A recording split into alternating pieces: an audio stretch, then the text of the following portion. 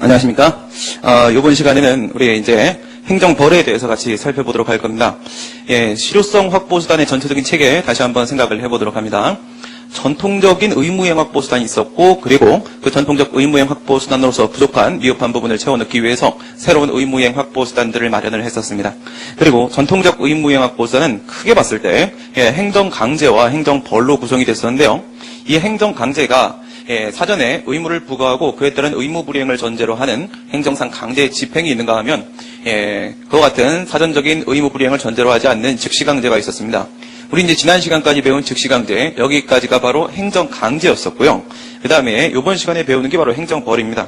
이번 시간에 행정벌까지 배우시고 나면은 전통적 의무행 확보 수단에 대한 논의가 이제 사실상 마무리가 되는 것이죠. 그럼 이제 다음 테마는 여러분들이 예상되시는 대로 새로운 의무이행 확보 수단으로 이렇게 넘어가게 될 겁니다. 여기까지가 이제 전통적 의무이행 확보 수단에 대한 논의라는 거, 요걸 여러분들이 명확하게 해주시고요. 행정법 항상 매핑이 가장 중요하고, 지금 우리 이야기하는 것이 어디에 해당하는가, 그 주소를 찾는 게 그 무엇보다 중요하겠습니다. 여러분들과 여러분들 지금 촬영하고 있는 카메라와 그리고 제 사이에 중간에 방해물이 하나 있습니다. 해결은 곤란할 것 같고요. 그냥 진행하겠습니다. 파리 한 마리가 카메라와 제 딱 중간에서 열심히 활동을 하고 있네요. 행정벌 로마자 1번 보시면요. 행정벌, 벌입니다.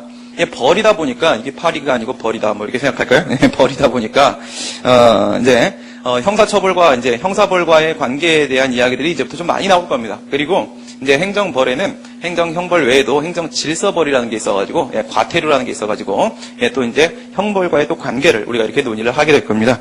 전체적인 표에서 보신 대로 행정벌은 행정형벌과 그리고 질서벌 두 가지로 구성이 되죠. 옆에다가 하나 써놓으시고요. 이제 전통적 의무행 확보 수단을 이제 행정강제하고 행정벌로 구분했을 때, 전체적인 차이 한번 비교하겠습니다. 1번 써놓으시고, 행정강제라고 써놓으시고요. 행정강제, 장래의 의무이행 확보입니다. 장래의 의무이행 확보를 위한 것이 바로 행정강제입니다. 지난 시간까지 배웠던 즉시강제까지 포함하는 내용이고요. 동그라미 2번 행정벌이라고 써놓으시고요. 과거의 의무 불이행에 대한 제재입니다. 과거의 의무 불이행에 대한 제재입니다. 물론 행정벌과 위에 있었던 이제 행정강제와의 공통점도 일부 찾아낼 수 있습니다. 어떤 부분을 찾아낼 수 있느냐? 강제 집행에도 이행강제금이라는 게 있었고요. 그걸 이제 집행벌이라고 됐었죠. 행정벌과 좀 유사성이 있어서 집행벌이라고 됐었습니다. 그 이행강제금이라는 거 제재력 행사였었습니다. 의무 이행을 강제시키는 거였죠. 의무 이행이 있었던 것과 동일한 상태를 실현하는 게 아니라 의무 이행을 강제시키는 방법, 이행강제금이라는 거 있었고요. 그래서 밑에 있는 이제 행정벌 역시도 제재력 행사에 해당하고요. 그런데 다음 시간부터 보는 새로운 의무이행 확보 수단들도 전부 다 이제 제재력 행사입니다. 우리 이제 자력 집행력, 자력 강제력이라는 거 전체적으로 강제력과 제재력이 있고 어떤 것이 강제력의 행사인가, 어떤 것이 제재력의 행사인가 여러분들 정확하게 구별하셔야겠고요. 이제 강제력과 제재력의 이제 구별점을 넘어서 행정 강제하고 행정벌의 차이는 장래 의무이행 확보라는 측면, 어디에 이제 주된 목적이 있는가 이겁니다. 행정벌은 과거의 의무 불이행에 대한 제재라는 측면에서 논의되는 것이다. 로마자 1번 들어가시고요. 의 보시게 되면 행정법상의 의무 위반자에 대해서 행정조치가 일반 통치권에 의거하여 행하는 제재로서의 처벌이다. 그럼 잘 보세요. 형사처벌과 이제 비교를 해보시게 되면, 이거는요, 사법부가 아니라 행정부가 행하는 벌입니다. 행정부가 행하는 벌이고, 따라서 이것은 국가 형벌권 행사가 아니라 일반 통치권 행사입니다. 일반 통치권 행사라는 거, 차이점 여러분들 확인해 주시고요. 방금 말씀드린 강제력과 제재력에 대한 문제입니다. 직접적으로 의무 위반 및 의무 불이행에 대한 대가를 치르게 하는 것, 간접적으로는 그러한 처벌 등 무기로 해서 의무를 확보하는 것. 그러니까 대가를 치르게 한다는 점이 바로 과거의 의무 불이행에 대한 제재라는 측면이고요. 행정 강제하고 행정벌 비교할 때. 그다음 이제 행정 강제 부분에서도 집행벌, 이행강제금 같은 경우에는 이제 공통점 찾을 수 있죠. 그게 바로 동그라미 2번에 있는 의무를 확보하는 것, 의무 이행을 확보하는 것, 의무 이행을 강제하는 거죠. 의무자의 손으로 의무 이행을 하도록 만드는 그러한 의미도 행정벌에 포함되어 있다. 충분히 여러분들 받아들이고 있으실 거라고 생각이 들고요. 종류 보시게 되면 행정벌, 형벌과 질서벌로 나눠지는데 이건 뭐 간단하죠. 형법상의 형명이 있는 처벌을 가하는 것이냐, 그것이 아니라 그렇지 않은 것이냐는 과태료입니다. 그렇지 않은 것이냐 과태료, 과태료를 부과하는 것이냐. 그래서 뭐 사형, 징역, 금고, 자격상실, 자격정지, 벌금이나 부류, 과료, 물수 이런 것들이 등장하면 이건 이제 행정형벌이고요. 하지만 이게 형사벌은 아닌 겁니다. 행정벌인 겁니다. 이처럼 형법상의 형명이 있는 것은 행정형벌로, 과태료는 행정질서벌로 이렇게 나누게 되고요. 그다음 이제 행정형벌 쪽에는 일반법이 없습니다. 그죠? 여기는 일반법이 없고, 이제 일반법의 역할을 그나마 해주는 게 이제 형법 총칙이 적용된다라는 측면이죠. 예, 모든 범죄에 공통된 법리를 다루고 있는 형법 총칙 적용된다라는 측면 기억을 하시면서, 행정 질서벌 부분 같은 경우에는요, 2007년도 12월 달에 질서 위반 행위 규제법이라는 일반법이 제정이 됐습니다. 그래서 형벌 쪽은 이제 형법 총칙에 적용된다. 그다음에 질서벌 쪽은 질서 위반 행위 규제법이 적용된다. 이 정도로 먼저 여러분들이 큰 틀 잡아놓고 들어가시면 되겠습니다.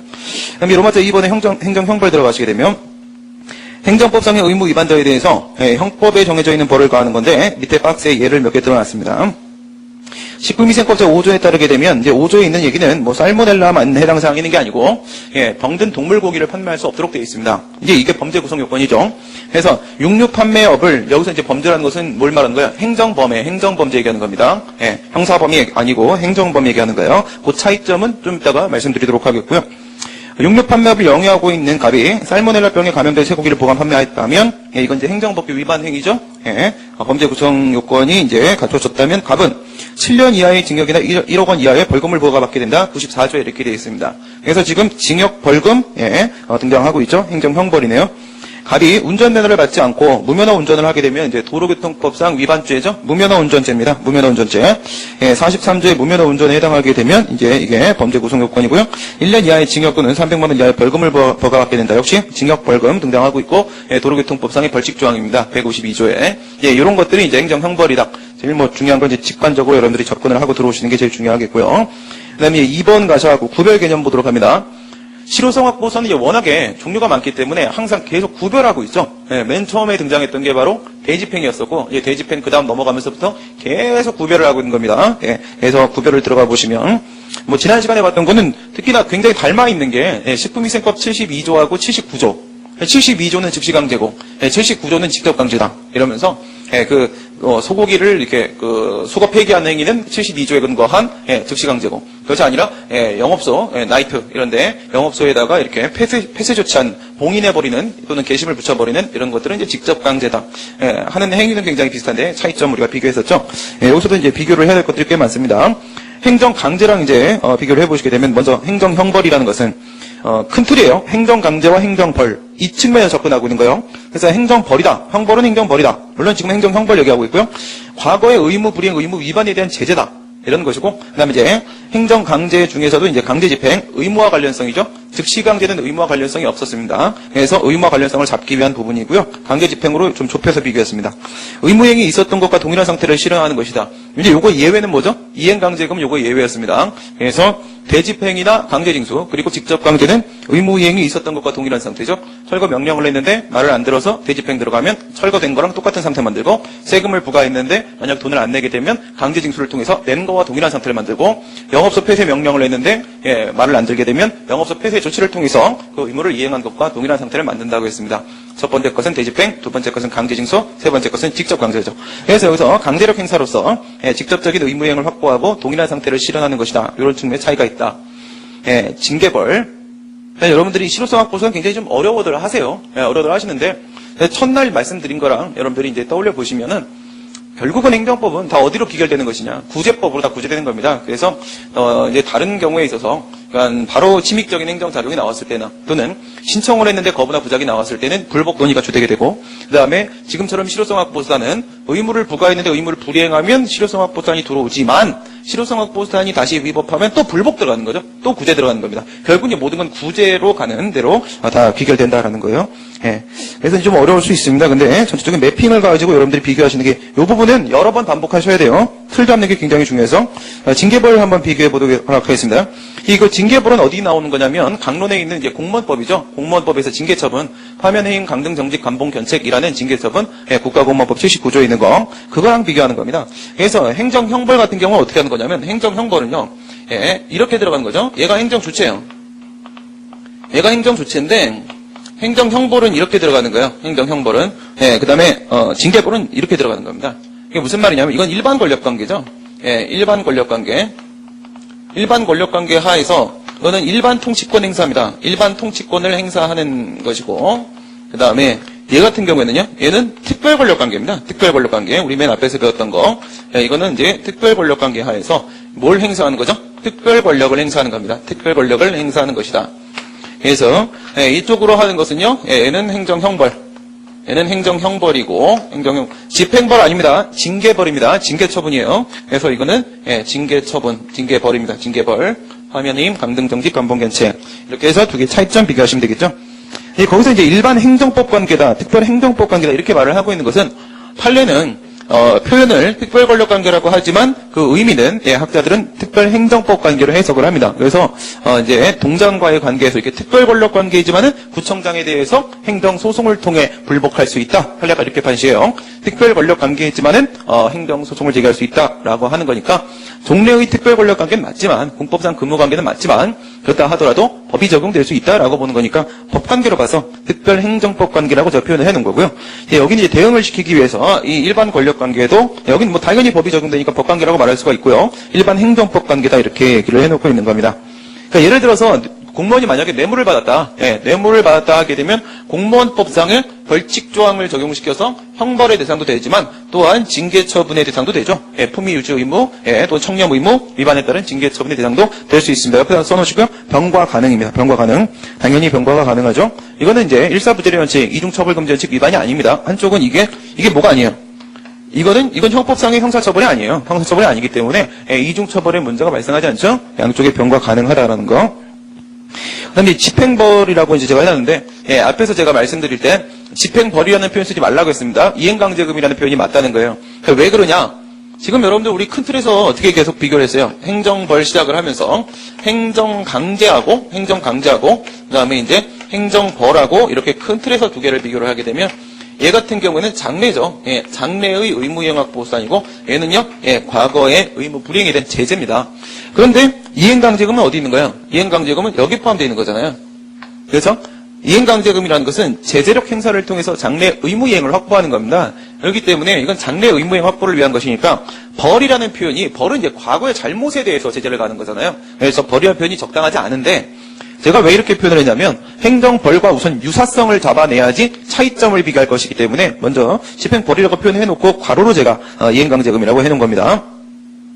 과거의 의무 위반에 대한 제재가 행정형벌인데 집행벌은 장래 의무이행 확보를 위한 것이다. 방금 말씀드린 대로 옆에 써놓으시고 그래서 표현을 어떻게 한다고요? 표현을 집행벌 X 슬래시 긋고 이행강제금 동그라미죠. 이행강제금이라고 표현을 하는 것이 맞겠습니다. 그 다음에 이제 행정형벌 같은 경우에 있어서는, 고의과실을 요하죠. 이제, 그거는 이제, 5번의 특수성 가서 고의과실과 관련된 문제 또 이야기 나눌 텐데요.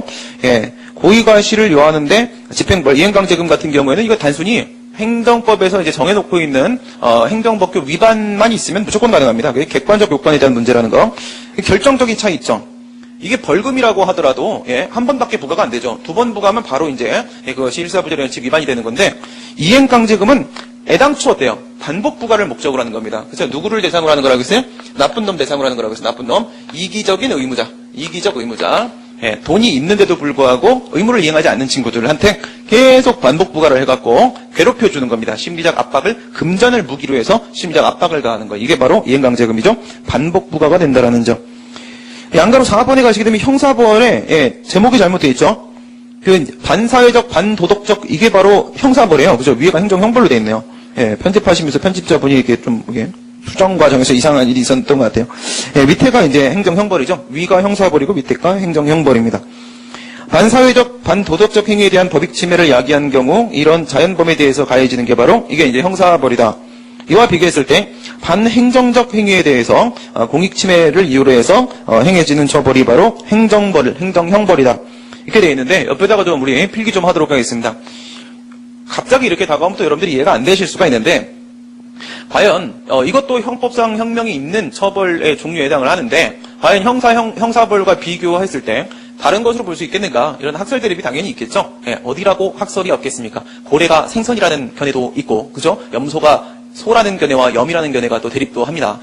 무슨 말도 안 되는 소리 하는데, 그죠? 견해가 없는 데가 있어요. 바가지로 있느냐, 아니면 조금 있느냐, 이런 차이죠.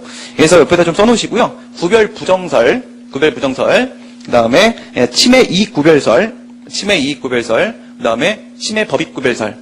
그래서 구별을 부정하는 입장, 이건 뭘 얘기하는 거냐면, 행정형벌이나, 형사벌이나, 행정벌이나 형사벌이나, 결국 본질적인 차이는 없다는 거예요. 본질적인 차이는 없다. 다만, 형사벌의 경우에 있어서는 이제 중대사범에 대해서, 그리고 이제 행정형벌은 이렇게 딱 보면 느낌이 좀 그래요. 예, 느낌이. 예, 경미한 사범에 대해서, 좀 양적 범위의 차이가 있을 뿐이다. 그 대상의 차이가 있을 뿐이지, 여기서 이제 형사벌과 행정벌의 본질적 차이는 없다. 이렇게 보는 게 바로 구별 부정설이고요. 그 다음에 이제 침해 이익 구별설 먼저 말씀드렸죠. 침해 이익 구별설. 그건 이제 피침해 이익에 따라서 구별을 하자. 이렇게 보는 거야. 피침해 이익에 따라 구별을 하자. 예, 뭐 좀 말이 안 되는 소리인데, 형사벌의 경우에 있어서는 이제 법익 침해 문제고, 예, 비침해 이익이 법익 침해 문제고, 그 다음에 행정형벌의 경우에 있어서는 의무 위반의 문제다. 그래서 피침해 이익이 무엇이냐에 따라서 법익이 침해되는 근데 여러분 가만히 생각해 보세요. 행정법에서 행정법규를 위반을 하게 되면요, 뭐 보건위생 또는 건축 행정 뭐 등등의 공익 침해가 발생을 하는데, 공익이라는 거 우리 항상 법익 간의 균형의 문제로서 논의를 하지 않습니까? 이것도 당연히 법익 침해 문제가 맞거든요. 그래서 지금 이 피침해 이익에 따라서 구별하는 침해 이익 구별설은 좀 말이 안 돼요. 예. 그래서 형사벌은 법익 침해 문제인데 반해서 행정벌은 의무 위반의 문제다. 이렇게 주장을 합니다. 근데 이제 세 번째 말씀드린 게 이제 이게 다수설이고요. 예. 침해 법익 구별설이었죠. 침해 법익 구별설. 이거는 이제 그대로 대응시켜 보시게 되면 침해 법익에 따른 구별입니다. 피침해 법익에 따른 구별. 그래서 형사벌의 경우에 있어서 이제 지금 이거예요. 자연범에 대한 문제고, 그 다음에 행정벌은 법정범을 그 대상으로 한다. 자연범의 문제냐, 법정범의 문제냐. 결국 기준은 이제 자연범이냐 아니냐 이런 거죠. 자연범이 아니냐. 이렇게 나누는 견해예요. 이게 이제 다수설이기 때문에 여기에 따르게 되면 양가로 4번에 반사회적, 반도덕적 행위에 자연범에 대해서 법익 침해를 야기했을 때 가해지는 게 바로 형사벌. 그다음에 공익 침해, 이것도 이제 법익인데, 그렇죠? 법정범. 이거는 이제 자연범은 아니다. 이렇게 되어 있는 거죠.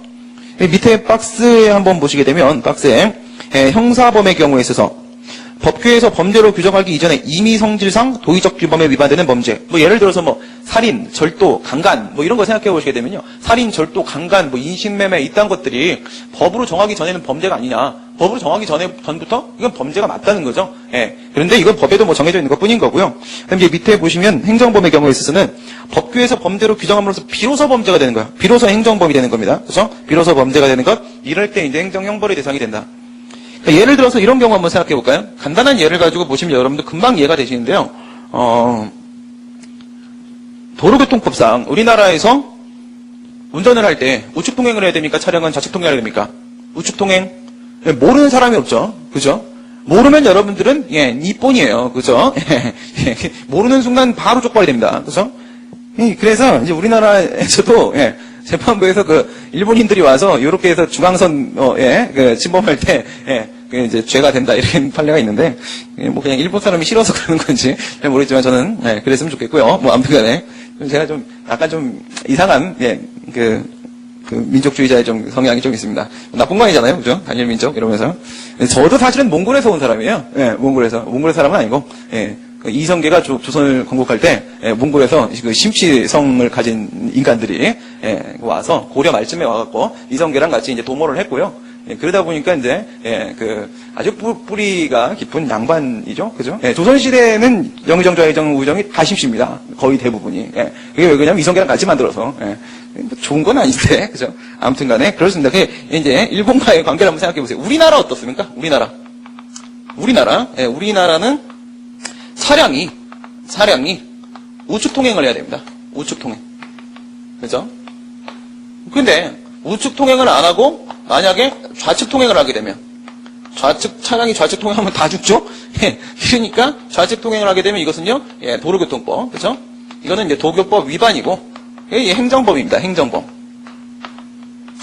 이 좌측 통행하는 게 살인, 강간, 뭐 절도 이런 거랑 비슷한 건가요? 원래부터 자연범이요?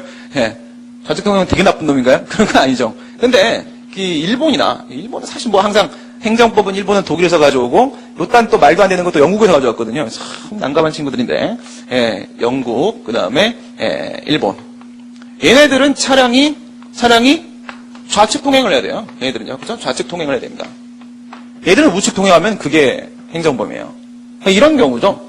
이런 경우는 자연범의 문제가 아니라는 거예요. 왜 그래요? 이건 그냥 역사예요. 그죠? 역사, 전통인데, 얘네들 같은 게 여기서 시작된 건데요. 우마죠, 우마. 그죠? 마차를 끈단 말이죠.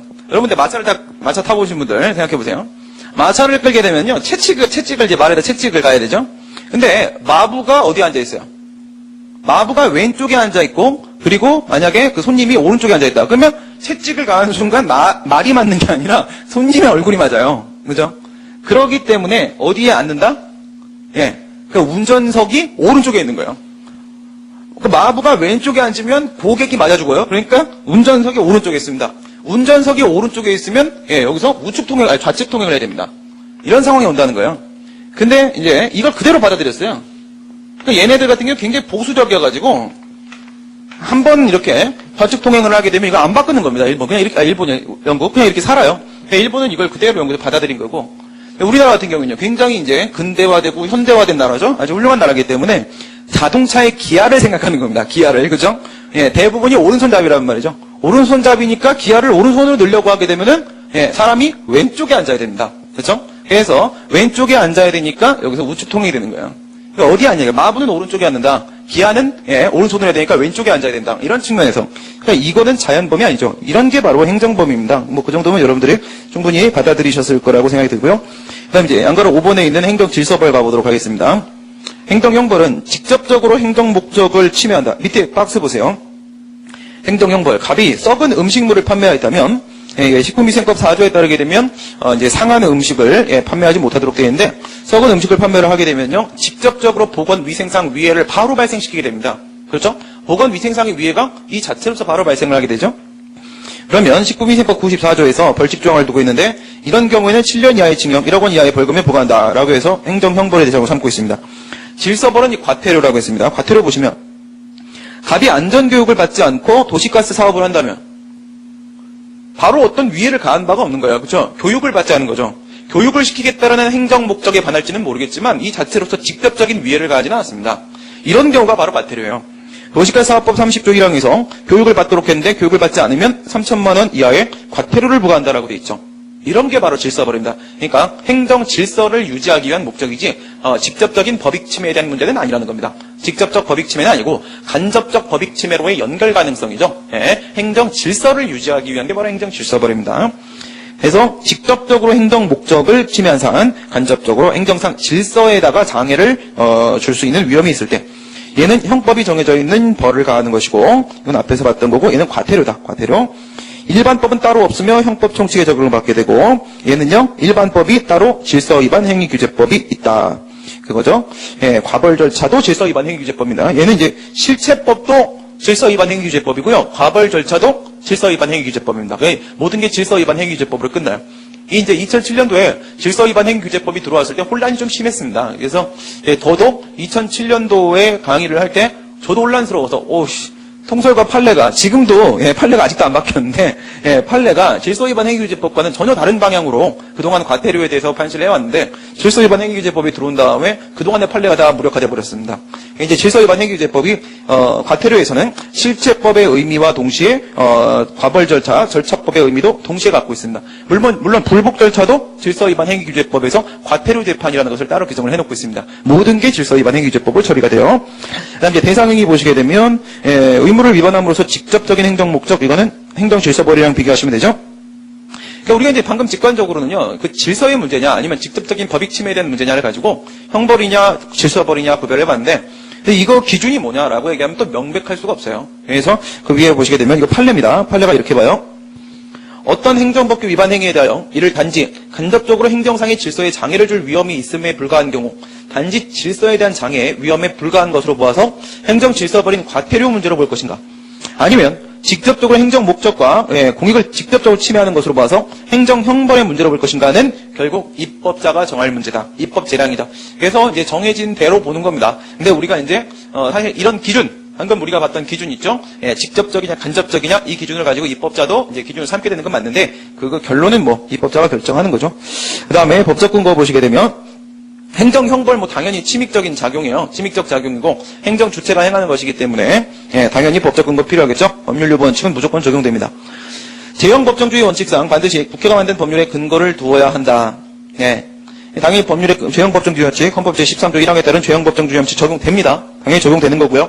행정질서벌에는 제형법정주의가 적용되지 않습니다. 굉장히 중요한 문제입니다. 이거 만약에 제형법정주의가 행정질서벌에 적용된다 하면 지방자치법이 무력화됩니다.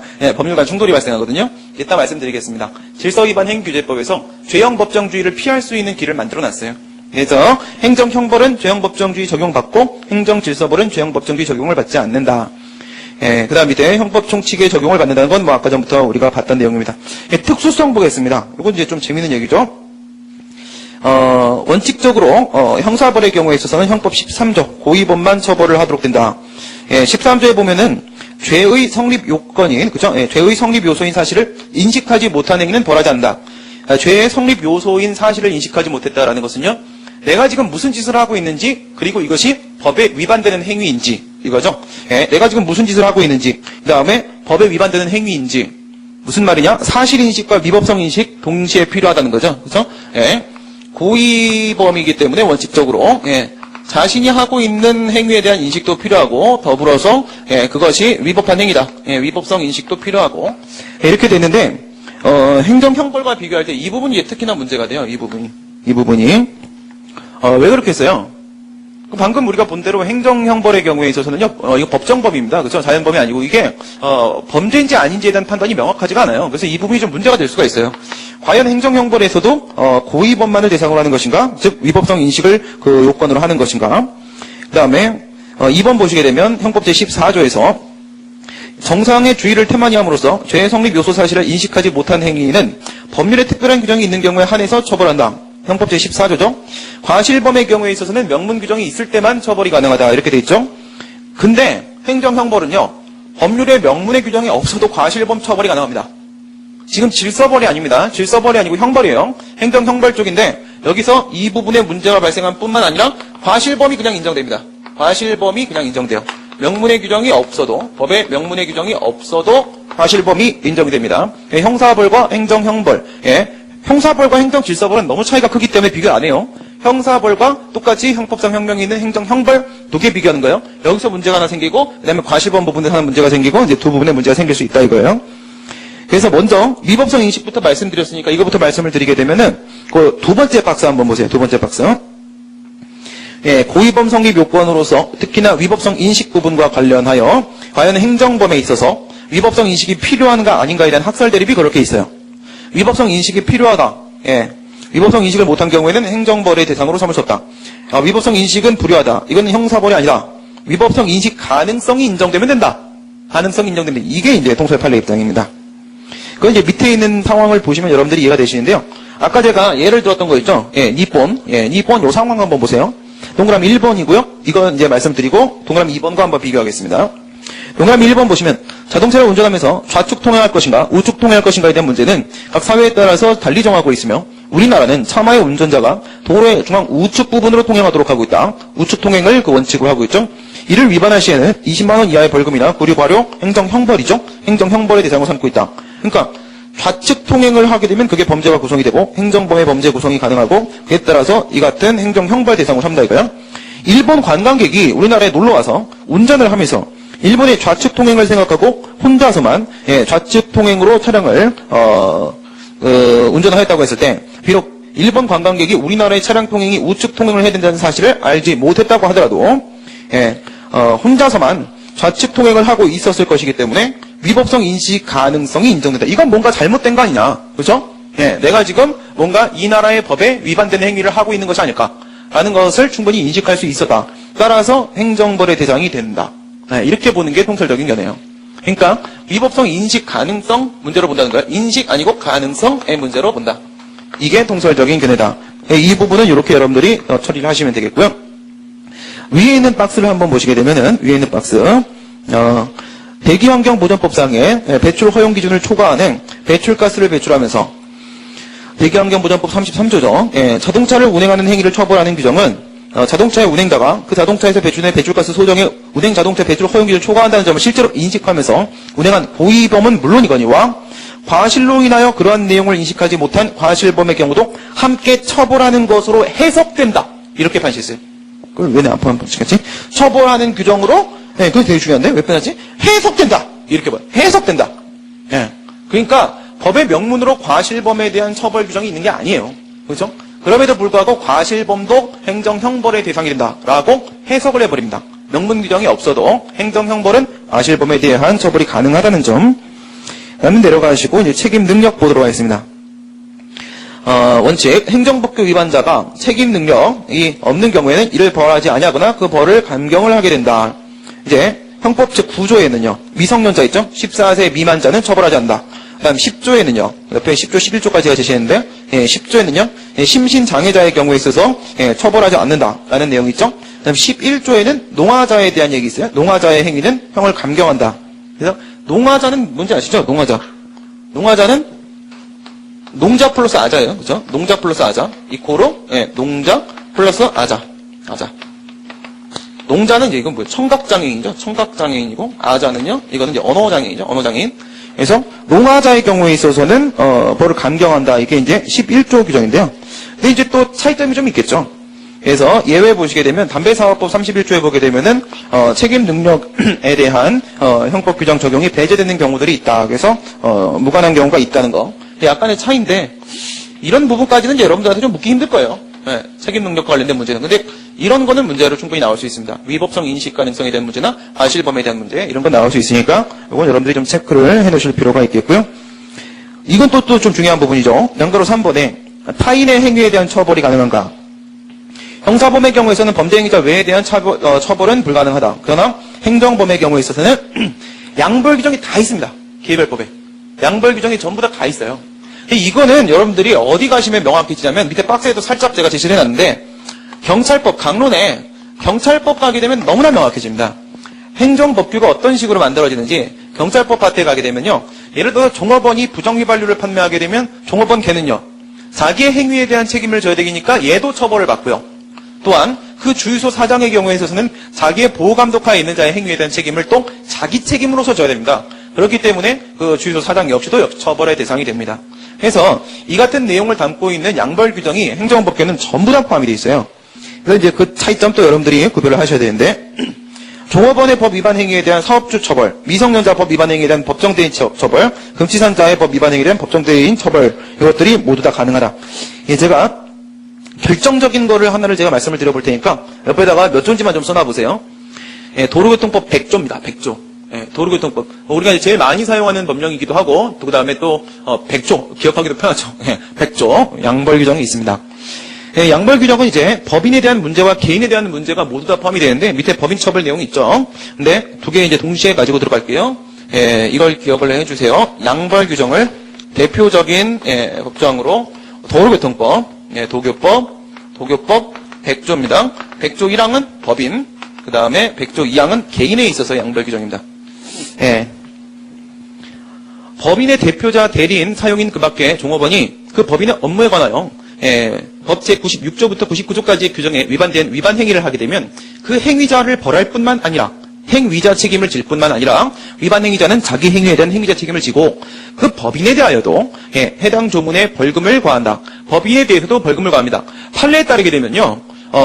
공무원이 잘못했을 때 지방자치단체에게도, 지방자치단체도 법인이죠. 지방자치단체에게도 벌을 과할 수 있다라고 되어 있어요. 지자체한테도 벌금을 부과합니다. 그래서 법인에게도 벌금을 과할 수 있다. 양벌 규정이 이렇게 있다 이거예요.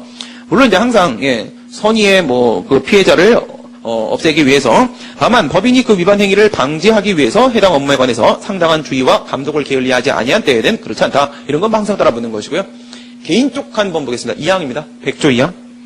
개인이 대리인, 사용인, 그 밖의 종업원이 그 개인의 업무에 관하여 96조부터 99조까지 규정에 따른 위반 행위를 하게 되면 행위자를 벌할 뿐만 아니라 역시 자기 행위에 대한 책임을 지고요.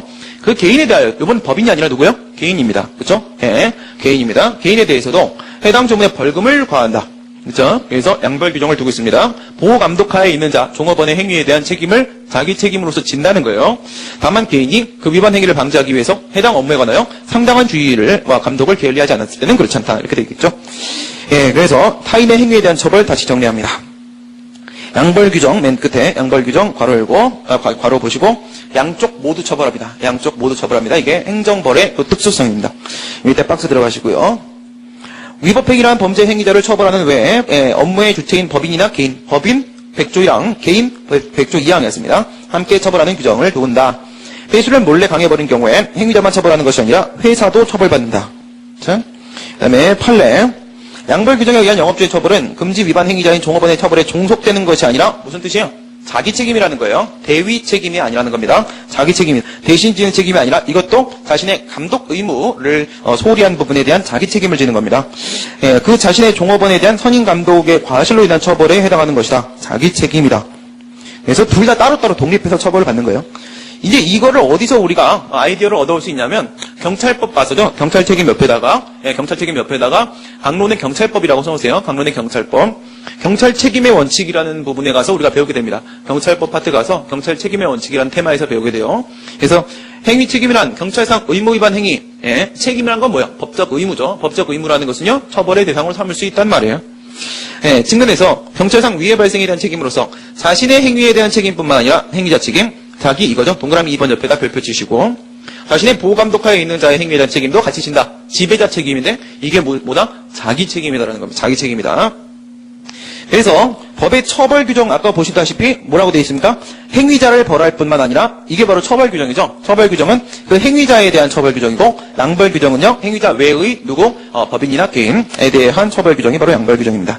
예, 됐고요. 그래서 이제 밑에 있는 법인 처벌은 이미 끝난 거죠. 법인 처벌은 법인도 처벌의 대상이 될 수 있는데 언제 된다? 양벌 규정이 있을 때는 법인도 처벌 대상이 될 수 있다. 양벌 규정이 없을 때 당연히 안 되는 거예요. 그래서 법의 근거는 있어야 돼요. 이것도 아까랑 똑같은 거예요, 여러분들.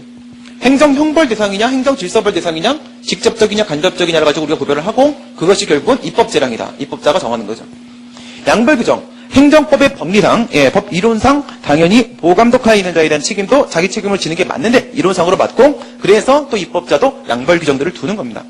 그러나 입법자가 우리가 이거 간접적인데 질서벌 대상 아닐까라고 생각이 드는 부분이라고 할지라도 입법자가 행정형벌의 대상을 삼으면 어쩔 수 없는 겁니다. 그래서 이거 분명히 양벌 규정이 필요한데 라고 판단이 들어도 입법자가 양벌 규정을 두지 않으면 당연히 행위자에 대한 처벌받기는 불가능한 겁니다.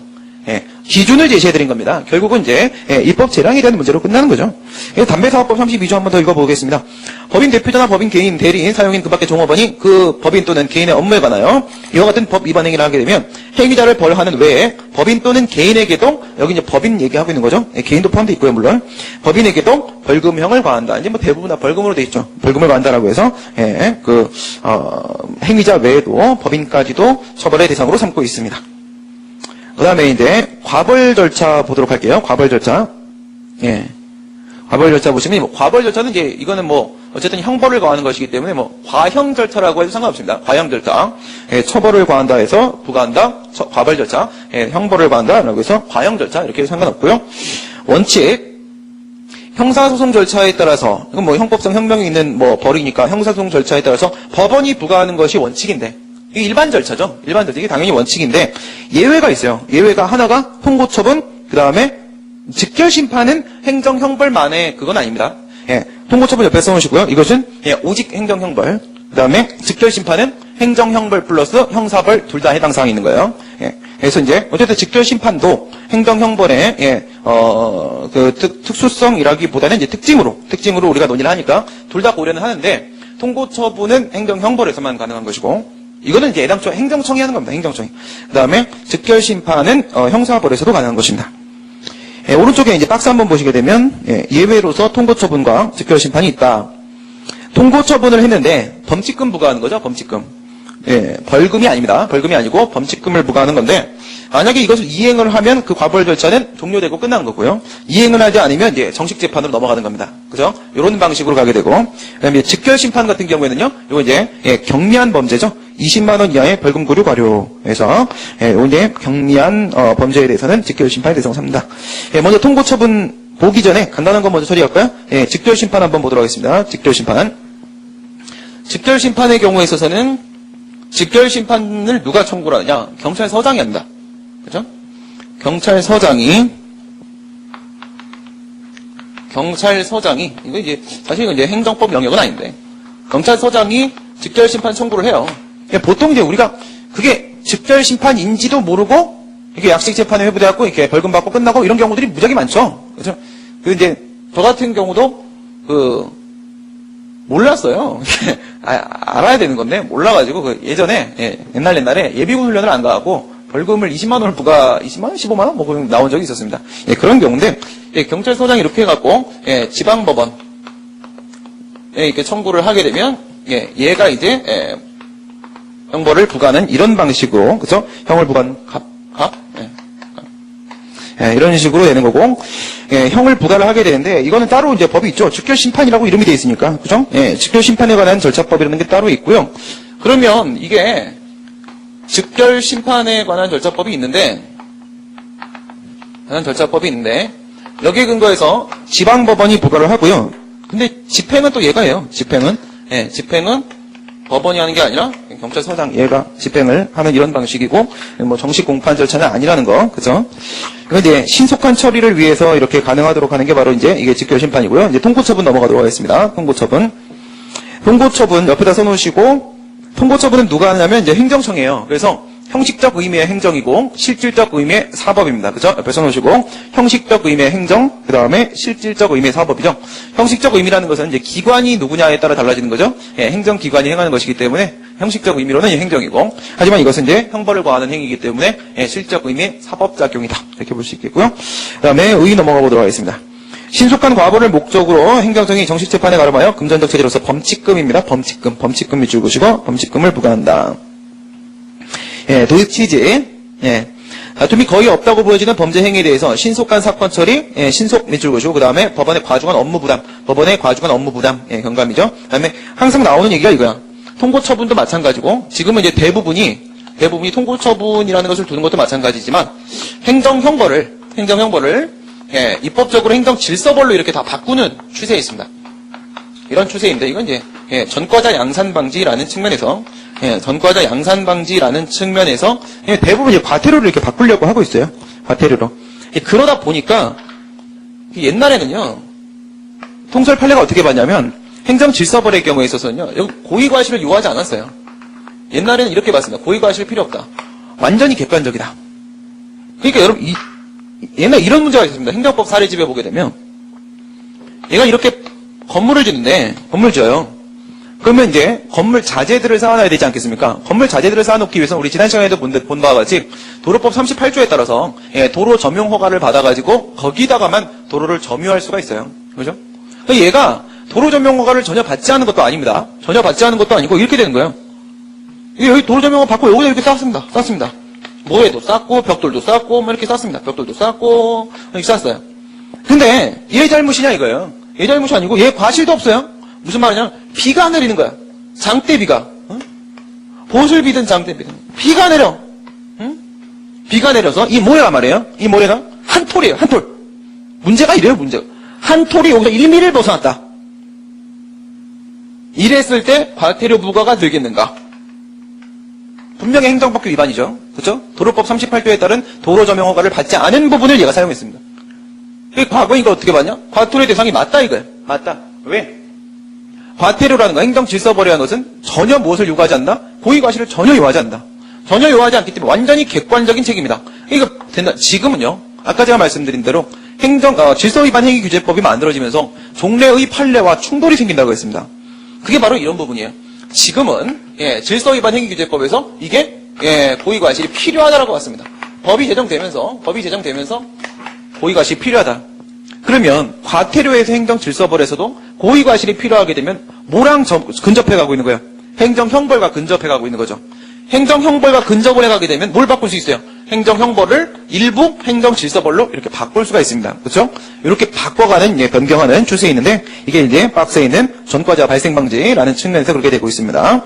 다음, 모든 행정범에 대해서 인정되는 것은 아니고, 이거는 개별법에 근거가 있을 때만 인정되는 거죠. 요거 외에는 일반 절차에 따르는 겁니다. 요거 외에는 일반 절차에 따라요. 그래서 조세범이나 관세범, 교통사범, 출입국관리사범, 경범죄사범 등의 경우 있어 개별법에 근거가 있을 때만 가능하다. 이거예요. 그러면 이 같은 통고처분은 과연 뭐냐 이겁니다. 그럼 통고처분은 뭘까? 단순한 과벌 절차인가? 아니면 이거는 행정처분인가? 이런 문제가 생기겠죠. 이런 논의를 왜 하죠? 우선은 이게 처분이며 행정쟁송의 대상이 될 수가 있잖아요. 행정쟁송, 행정소송이나 심판의 대상이 될 수가 있겠죠. 그래서 행정쟁송의 대상이 될 수 있냐 없냐와 관련해서 제일 먼저 행정처분이냐 아니냐를 보게 됩니다. 이게 어떤 단계냐면 이런 단계로 가는 거예요. 행정소송법 2조 1항 1호의 처분이냐 아니냐 이거를 이제 논의를 하고 나서 여기서 1단계에서 행정소송법 2조랑 1호의 처분이냐 아니냐, 행정처분이냐 아니냐를 보시고, 그 다음에 행정소송법 19조에 취소소송의 대상으로서의 처분이냐 아니냐, 어느 게 더 커요? 이게 더 크죠, 그렇죠? 왜? 여기는 취소의 대상이라는 앞에 수식어가 붙었습니다. 그만큼 좁아지게 되겠죠. 우선 이거부터 파악을 하셔야 돼요. 지금에 있는 이 통고처분, 표현도 처분이고, 그러면 이건 과연 행정처분일까? 법적 성질을 보시게 되면 과벌절차설, 상대방의 임의적 협력을 통해서 과벌 절차가 종료되는 것이기 때문에 이것은 단순한 과벌 절차, 과형 절차에 그치는 것이다. 행정이설, 범칙금이라는 돈을 내라는 거 아니냐? 이건 벌금 부과 또는 범칙금 부과, 과태료 부과, 과징금 부과, 과세 처분, 이 모든 것들 전부 다 뭐다? 이것은 금전급부 하명이다. 그래서 행정행위다, 하명이다, 이렇게 보고 있어요. 판례 보시게 되면 당사자의 임의적 승복을 발효 요건으로 하는 것으로서 통고 처분이 있었다는 사실만 갖고 그 효력이 발생하는 게 아니지 않는가. 그래서 통고 처분이 있었으면 상대방에게 마치 범칙금을 납부해야 되는 의무가 부과되는 것처럼 보이긴 하나, 얘가 만약에 이것을 납부하지 않으면 이게 자동 소멸한단 말이에요. 그럼 실제로 의무 부과된 것이 아니지 않는가. 임의적 협력을 요하는 거 아닌가. 따라서 행정소송의 대상이 되는 처분이 아니다, 과벌 절차다, 이런 식으로 봅니다. 근데 이제 저는 이 부분에 대해서 어떻게 보냐면, 행정소송의 한계를 제가 이제 설명할 때도 그렇게 말씀을 드리는데, 본질적 측면에서 행정소송의 한계에 해당하는 것이냐, 아니면 소의 대상으로서의 대상적격 문제냐는 엄연히 구별해야 됩니다. 이것도 마찬가지입니다. 이게 행정처분이냐, 아니면은 이것이 취소의 대상, 행정소송의 대상으로서의 처분이냐의 문제는 명확하게 구별해야 됩니다. 이거 여러분들 구별 안 하시게 되면 행정법이 모두 다 헷갈려져요. 그래서 저는 행정행위설의 입장을 취합니다. 여기 보시면 범칙금을 법정기한 내에 납부하지 않을 경우에 고발되어 형사재판을 받게 되는 것은 맞다. 그리고 또한 개별법상의 별도의 불복 절차가 존재하기 때문인 것도 맞다. 그러나 행정행위 개념 요소를 갖추고 있다면 우선은 행정행위로 보는 것이 맞지 않겠는가. 그 다음 또한 즉시 고발을 할 것이냐, 통고처분을 할 것이냐에 대한 문제도 행정청의 재량으로 남겨져 있지 않은가. 이것은 행정행위로서의 개념 요소를 모두 갖추고 있는 것이 맞다. 그렇다면 뭐는 맞다? 이건 맞다. 이건 맞다. 그러나 개별법상의 별도의 불복 절차가 있기 때문에 통고처분에 대해서는 불복하는 방법이 뭐가 아니라는 거예요? 행정소송을 제기하는 방법으로 불복하는 게 아니라는 거죠. 그러니까 이거는 아니지만 어째 이것까지 부정하게 되는가? 분명히 행정행위의 개념 요소는 갖추고 있다. 그래서 우선은 행정행위설에 따르는 것이 맞지 않는가 이거고요. 그 다음에 오른쪽에 있는 거 여러분들 그림 보시면 명확해집니다. 조세범에 대한 예를 하나 들어서 통고처분을 가지고 한번 볼게요.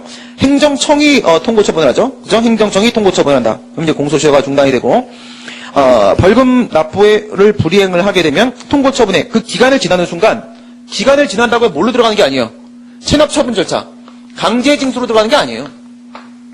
그러니까 우리가 과세처분도 마찬가지지만 국세처분이나 지방세처분도 마찬가지지만 뒤에서 우리 의무행합보수단으로 보게 되는 뭐요? 과징금 이런 것도 과징금을 부과했는데 이것도 마찬가지죠. 그죠? 이것도 의무행합보수단의 일종으로서의 범칙금이고 이것도 의무행합보수단의 일종으로서 과징금인데 이거를 불이행을 하게 되면 과징금의 경우도 조세부과처분과 마찬가지로 강제징수, 체납처분 절차로 이렇게 연결이 됩니다. 얘는요. 과징금 이 기간이 있겠죠? 언제까지 내라? 이거는 통고처분에서 범칙금을 언제까지 내라? 라고 되어 있는데 그 기간을 경과할 때까지 안 내면 일로 넘어가는 게 아니에요. 얘는요. 통고처분. 그죠? 통고처분. 범칙금을 부과합니다. 범칙금을 부과하는데 안 내도 돼요. 이 자체로만 보면.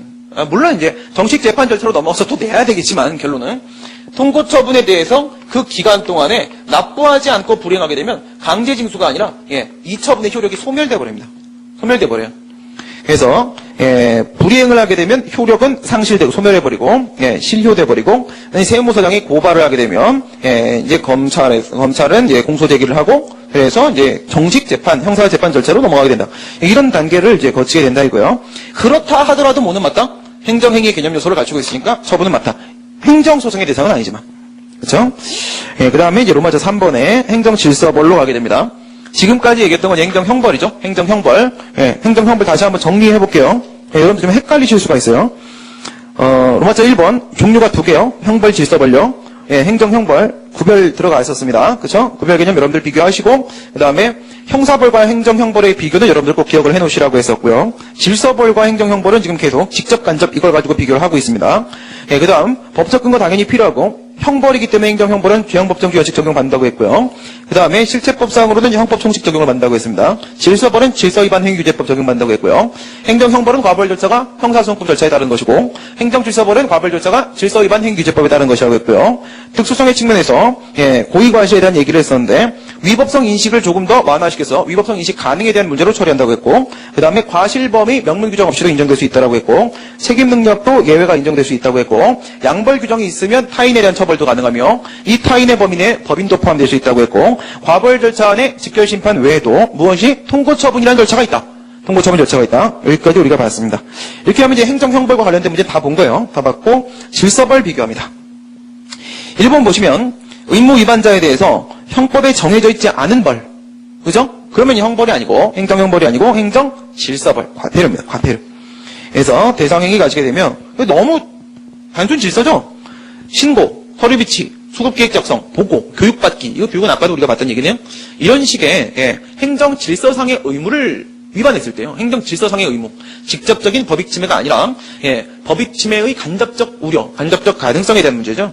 질서벌 보시면 관악구에서 집단 급식소를 운영하는 갑이 그 사실을 관악구청장에게 신고하지 않았다면 집단 급식소를 운영을 하면서 얘가 유해식품을 급식한 것도 아닙니다. 그냥 신고한 거, 신고 절차. 단순 질서 절차죠. 하지 않았다면은 500만 원 이하의 과태료를 부과받는다. 근데 딱 봐도 이거는 과태료죠. 자녀를 출산하고 나서 출생 신고를 하지 않았다면 얘가 자녀를 출산했는데 에일리언을 출산을 했다거나 그런 게 아닙니다. 그렇죠? 그런데 직접적인 위해가 없죠. 근데 출산 사실을 알리지 않은 것밖에 없어요. 이 신고는 무슨 신고예요, 이게? 정보제공적 신고입니다. 정보제공적 신고. 그냥 국가에다 알려주는 것밖에 없는 거예요. 알려주지 않았다고 과태료 하는 겁니다. 그죠? 그래서 500만 원 이해는 못하고 이하의 과태료를 부과받게 되죠. 이건 이제 행정고시 기출문제이기도 합니다. 그러면 행정, 형벌은 법률요원칙 적용받는데 질서벌은 어떨까요? 당연히 적용받죠. 이것도 당연히 무조건 뭐야? 과세처분과 마찬가지로 이것도 침익적인 작용이기 때문에 법률요건은 무조건 적용받습니다. 그러면 법적 근거가 있냐? 옛날에 없었는데 지금은 있다 이거예요. 그래서 질서위반 행위규제법이 2008년도 시행인데 2007년도 12월 31일에 제정됐습니다. 2007년도 12월 31일에 제정이 되고 2008년도 6월 22일에 시행이 됐고요.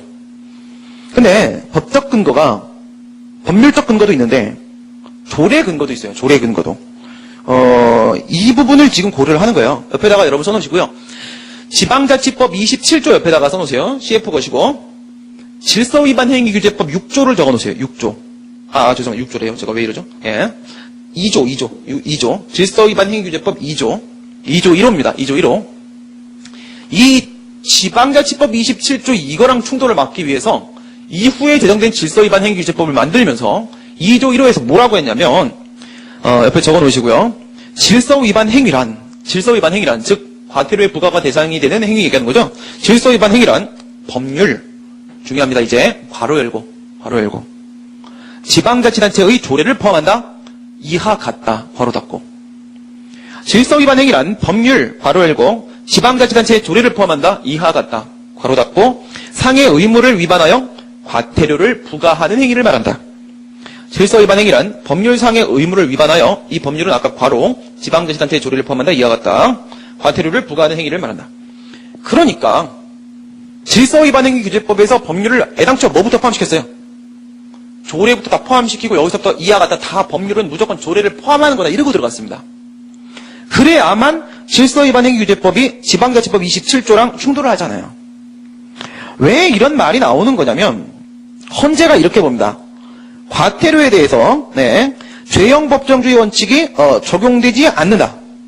그러니까 헌재는 과태료에 대해서 죄형 법정주의 원칙이 적용되지 않는다고 봐요. 이거 헷갈리실 수 있는데 앞에서 제가 말씀드린 대로 행정, 형벌은 형법상의 처벌이기 때문에 죄형 법정주의 원칙 적용받지만 행정 질서벌 있죠? 행정 질서벌, 과태료. 과태료라는 건 없죠, 형법에. 그러니까 얘는 뭐예요? 죄형 법정주의 원칙, 죄형 법정주의 원칙에 헌법 제13조 1항에 죄형 법정주의 원칙에 적용을 받지 않는다. 않는다. 이게 바로 뭐냐? 이게 헌재 입장이에요. 근데 질서 위반 행위규제법 6조에 보시게 되면 얘랑 이제 비교를 한번 해보세요. 질서 위반 행위규제법, 이게 과태료에 대한 일반법이죠.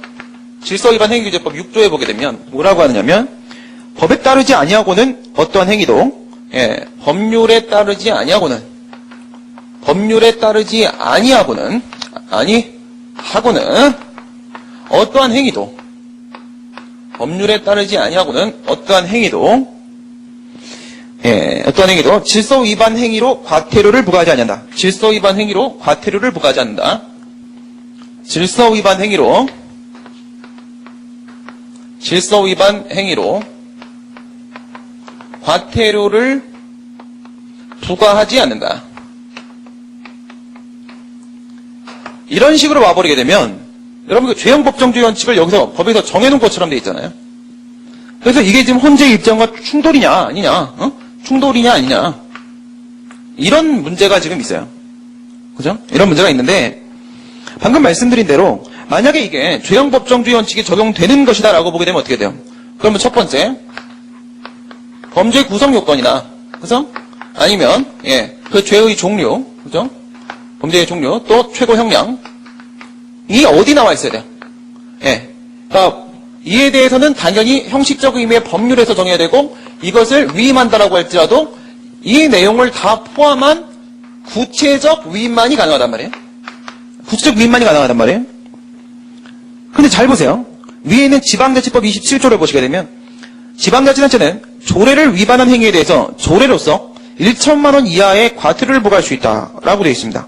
근데 조례를 위반한 행위에 대해서 이 부분이 어떻게 되어 있습니까? 이 부분이 조례에 위임이 되어 있는데, 위임을 하면서 구체적 위임이 아니고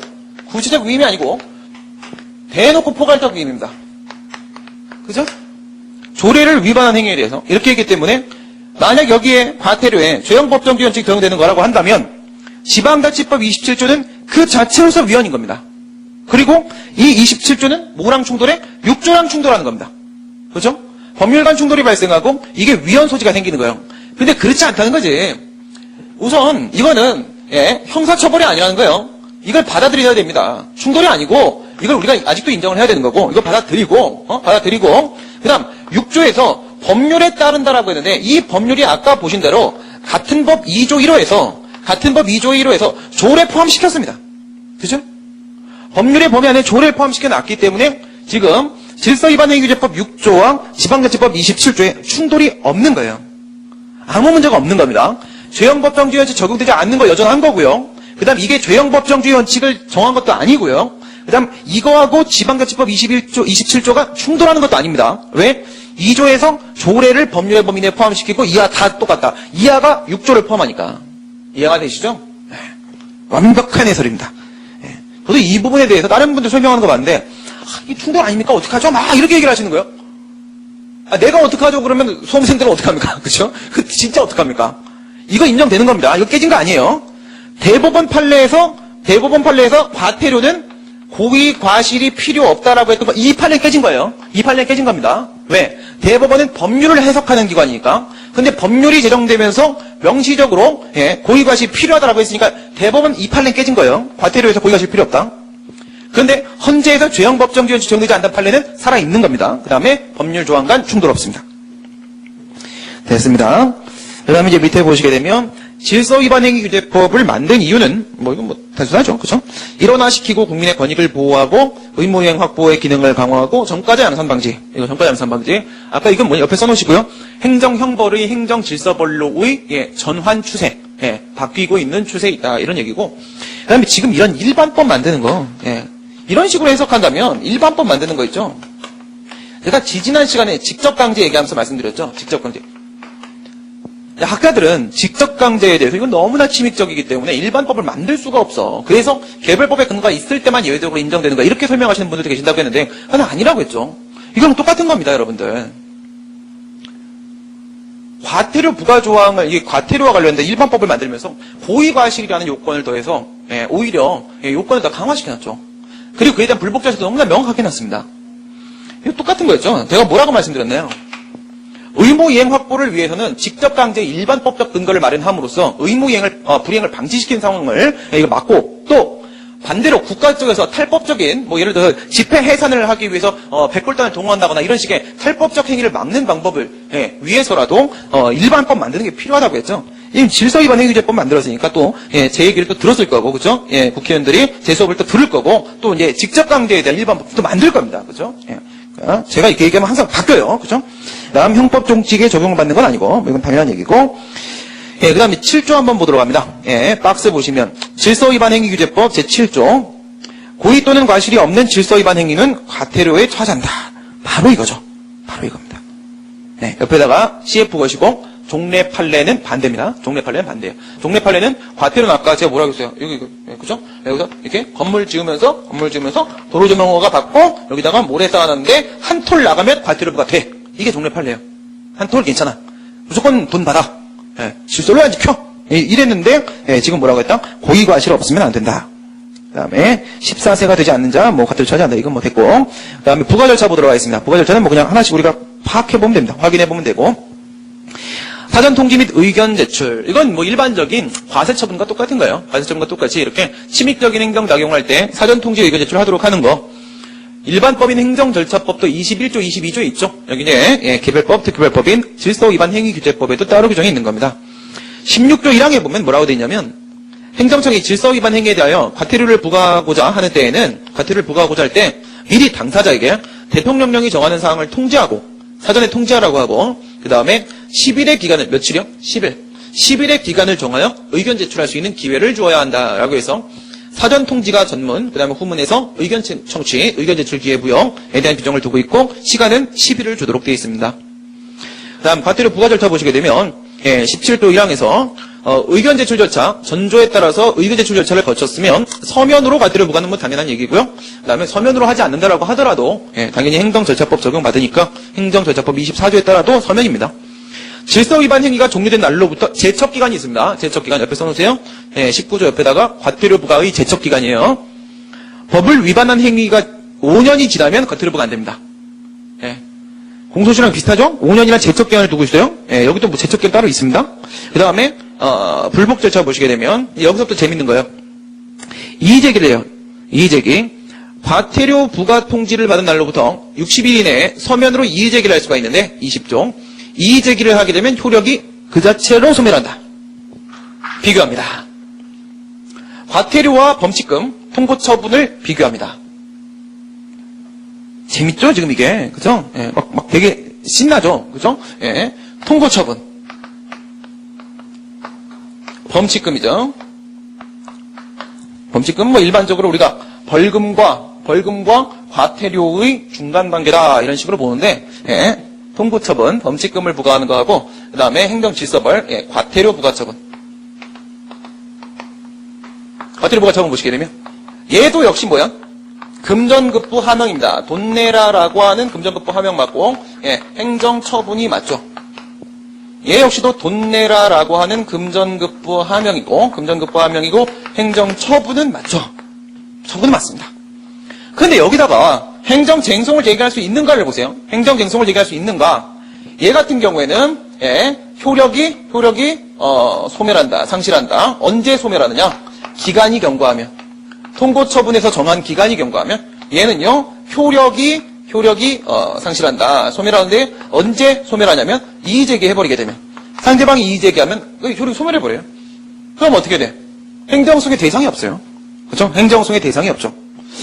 그래서 둘 다 결론은 이거예요. 결론은 개별법상 별도의 불복 절차가 있는 거고, 둘 다 행정소송, 심판도 마찬가지고 행정소송의 대상으로서의 처분은 아닌 겁니다. 그렇죠? 대상적격은 인정이 안 돼요. 처분은 맞는데 대상적격은 인정이 안 되죠. 그 다음에 이렇게 해서 이의제기를 받았으면은, 이의제기를 받은 행정청은 이의제기 받았다는 사실을 관할법원에다가 통보를 하고, 그 사실을 이제 통지를 또 해줘야 되도록 하고 있습니다. 그러면 이렇게 관할법원에 통보를 하게 되면 이게 지금 다 어디 나와 있는 거예요? 불복 절차도 과벌 절차도 불복 절차도 전부 다 질서위반 행위규제법에 다 나와 있는 겁니다. 이게 바로 일반법의 의미죠. 그죠? 그래서 과태료 이제 재판으로 넘어가게 돼요. 당사자 주소지에 지방법원이나 그 지원, 본원 지원 다 포함해서 관할로 한다. 25조에 그렇게 돼 있고. 과태료 재판은 이유를 붙인 결정 뭘로 한다고요? 판결? 아니고요. 결정입니다. 과태료 재판은 결정으로 한다. 결정으로 한다. 결정으로 한다고 뭘 떠올려야 돼요? 항고죠. 항고. 그죠? 항소가 아니고 항고를 떠올려야 되죠? 결정으로 한다. 결정으로 한다. 그래서 바로 밑에 보시게 되면 이거 못합니다. 7조가 아니고 38조예요. 38조. 37조가 아니고 38조. 과태료 재판에 대해서 뭐 한다? 즉시 항고 가능하다. 즉시 항고라는 것은요. 당해 법원에 대한 항고죠. 당해 법원에 대한 결정에 대한 불복. 당해 법원에 상급 법원이 아니고 당해 법원에 대해서 항고할 수 있다. 또 뭐도 있어요? 와, 집행정지 효력도 있습니다. CF 하나 것이고 행정소송법이나 심판법은 전부 다 집행부정지 원칙이죠. 23조이랑 30조이랑에서 집행정지 원칙을 채택을 하고 있네요. 굉장히 특별한 부분이고. 옆에 하나 더 써놓을까요?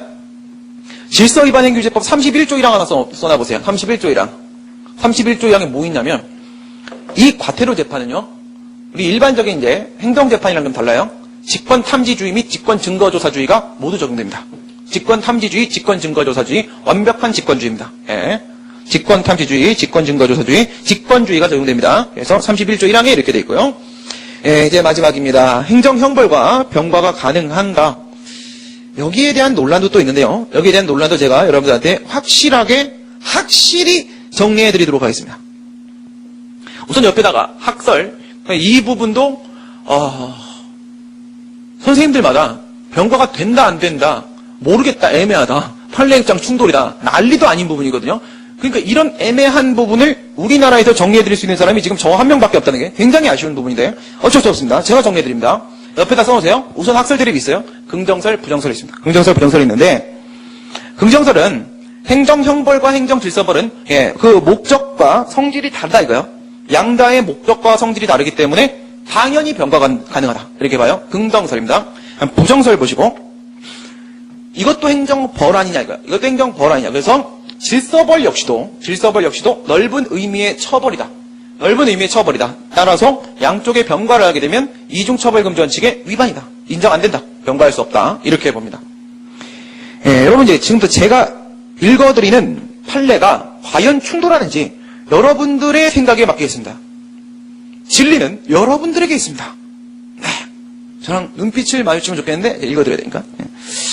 대법원 입장입니다. 대법원 입장은 너무나도 명확하게 긍정설의 입장이에요. 들어보시면 이거는 이쪽에는 이견이 없습니다.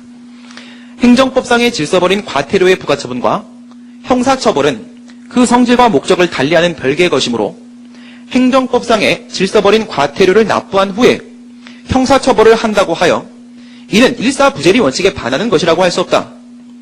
자동차에 임시운행허가를 받은 자로서 임시운행허가 기간을 넘어 운행한 자가 등록된 차량에 관하여 그러한 행위를 한 경우라면 과태료의 제재만을 받게 되겠지만 무등록 차량에 관하여 그러한 행위를 한 경우라면 과태료와 별도로 형사처벌의 대상이 될 수 있다.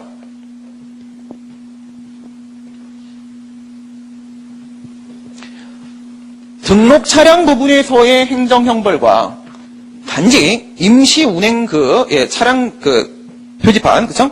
그거를 달고 다녔냐, 안 다녔냐, 이런 문제인데, 그래서 얘들이 지금 얘기하는 게 뭐냐면, 등록 차량 여부에 대한 문제는 행정형벌의 문제로 법에 이렇게 정해져 있단 말이에요. 아까 입법 질항이라고 했잖아요. 그쵸? 그 다음에,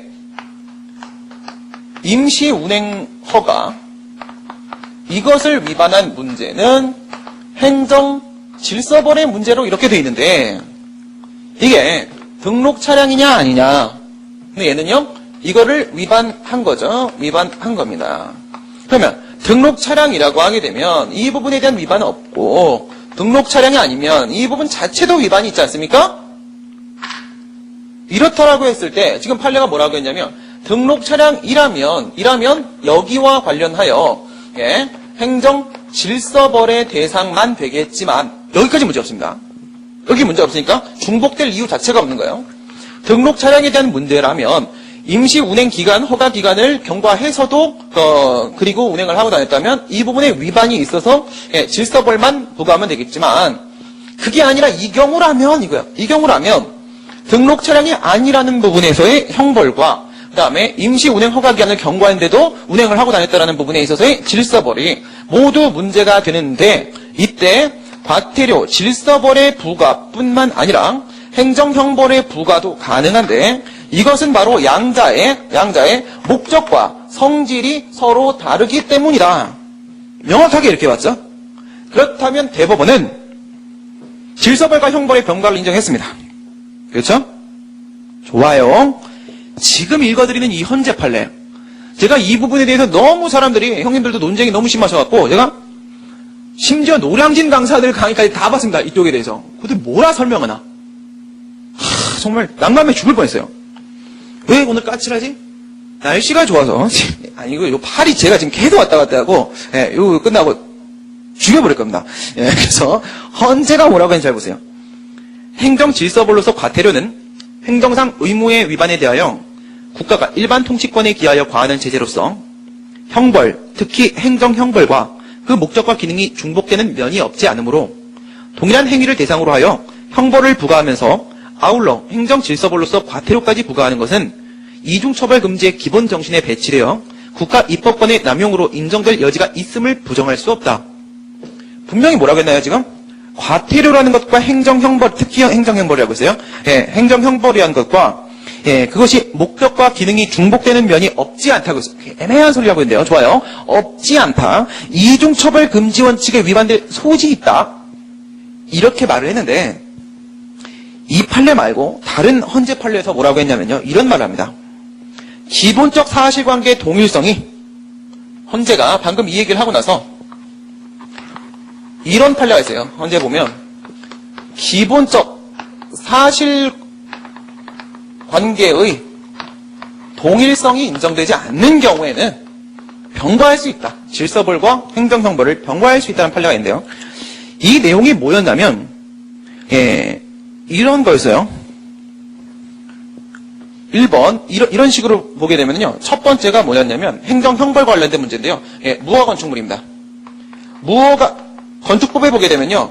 무허가 건축물에 대한 벌칙조항이 있어요. 행정형벌 벌칙조항이 있고, 그다음 두 번째, 건축법 79조이랑 이제 너무 익숙하시죠? 예, 행정대집행에서 끝없이 얘기했던 철거명령이 들어왔어요. 철거명령. 시정명령이 있는데 그 시정명령을 불이행했을 때, 철거명령을 불이행했을 때 그에 따른 행정질서벌, 과태료 조항이 이렇게 있거든요. 건축법에 이렇게 돼 있는데 헌재가 뭐라고 했냐면 이거는 위법 건축물 문제고 이것은 시정명령 불이행 문제이기 때문에 양자는 기본적 사실관계 동일성이 인정이 안 되고 따라서 행정형벌과 과태료, 행정질서벌의 병과가 될 수 있다고 했어요. 그렇죠? 그러면 헌재가 처음에 말했던 그 얘기는 뭐예요? 동일 사건이라는 경우예요. 동일 사건이면 안 된다라고 했어요. 이런 경우엔 된다고 했습니다. 그렇죠? 그렇다면은 여러분 지금 이 경우에서 등록 차량이라는 것과 임시 운행 허가를 받았다라는 부분이 같은 얘기예요? 전혀 기본적 사실관계 동일성이 인정이 안 되는 부분이잖아요. 그렇죠? 인정이 안 되는 부분이고 여기서 지금 병과를 대법원이 인정을 한 거예요. 얘도 똑같은 겁니다. 기본적 사실관계 동일성이 인정이 안 되는 경우고 그 부분에 있어서 병과를 인정을 한 겁니다. 그러면 행정형벌과 행정질서벌의 대상으로 동일한 내용을 입법자가 양쪽 모두 대상으로 삼느냐 이겁니다. 그렇지가 않아요. 결국은 뭐냐? 질서벌과 형벌은 병과가 된다가 결론인 겁니다. 헌재 역시도 그렇게 보고 있는 겁니다. 그렇죠? 예, 그 결론이고요. 양자는 성질과 목적을 달리하는 것이다. 대법원과 같은 입장을 취하시면 됩니다. 그래서 질서벌은 형법상 형명이 있는 금전벌도 아니고 이중처벌 금지원칙 적용되는 것도 아니지 않은가? 예, 그래서 병과 가능하다. 이게 바로 결론이 되는 것이겠죠. 예, 대법원과 헌재 입장의 충돌이 아닙니다. 분명히 같은 입장을 취하고 있는 겁니다. 헌재 입장 하나만 보고 보면 어떻게 충돌인 것처럼 보이지만 헌재 입장을 종합을 하게 되면 충돌이 아니라는 것 우리가 분명하게 볼 수 있겠습니다. 예, 어려운 시간 같이 함께 해주시느라고 수고들 많이 하셨습니다. 예, 지금까지 행정벌까지 함으로써 전통적 의무행 확보 수단을 이것으로써 마무리하도록 하겠습니다. 다음 시간부터는 새로운 의무행 확보 수단으로 찾아뵙겠습니다. 수고들 많이 하셨습니다. 수고하셨습니다.